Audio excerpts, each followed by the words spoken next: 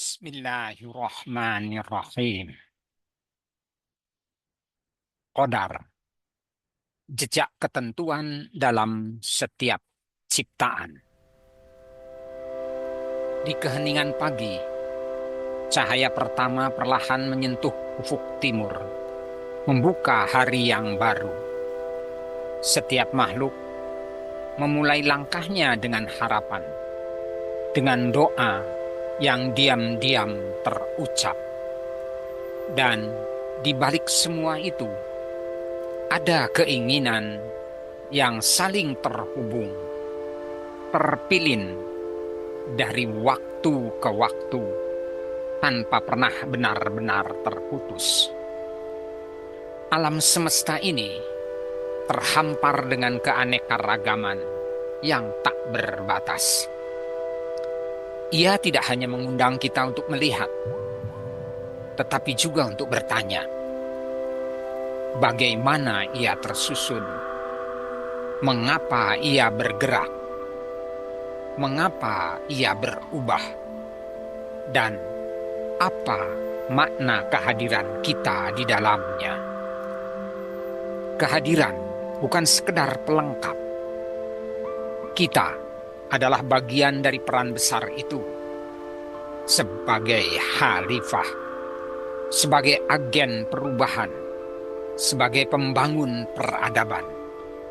Sebuah amanah yang tidak ringan, sebagaimana diisyaratkan dalam firman-Nya.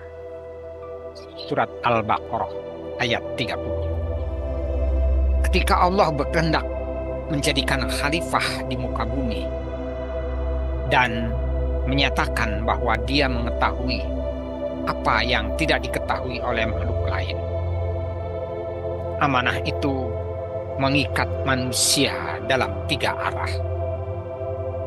Ke bawah sebagai pengelola, ke atas sebagai pengabdi, dan ke samping sebagai bagian dari semesta.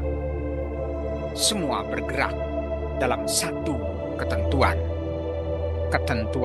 agung, the golden rule, satu aturan yang mengikat seluruh ciptaan, mengikat segala sesuatu yang kita kenal sebagai qadar, mengikat keadaannya, menentukan segala perubahannya, menetapkan awalnya, membatasi akhirnya. Hanya kepada manusia diberikan kemampuan memahami melalui simbol, sebagaimana dalam firman-Nya surat Al-Baqarah ayat 31 sampai dengan 34. Ketika Adam diajarkan nama-nama, simbol-simbol yang menjadi kunci pengetahuan, simbol sebagai nama menjadi ciri dalam sifat, dalam perilaku.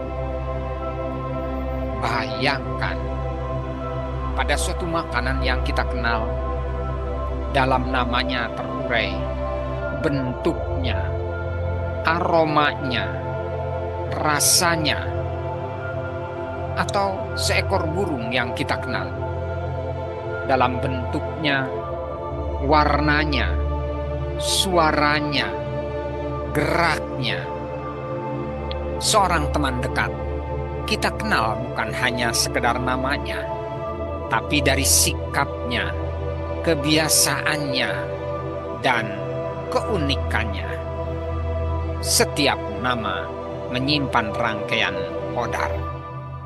Qadar yang terurai dalam bentuk, warna, suara, aroma, perilaku. Semakin rinci kadar terkuak, semakin kita mengenalnya, dan semakin kuat ikatan kita dengannya. Itulah qadar sebagai tanda pengenal. Dalam ilmu, kita menyebutnya dengan banyak istilah. Dalam fisika, disebut sebagai besaran.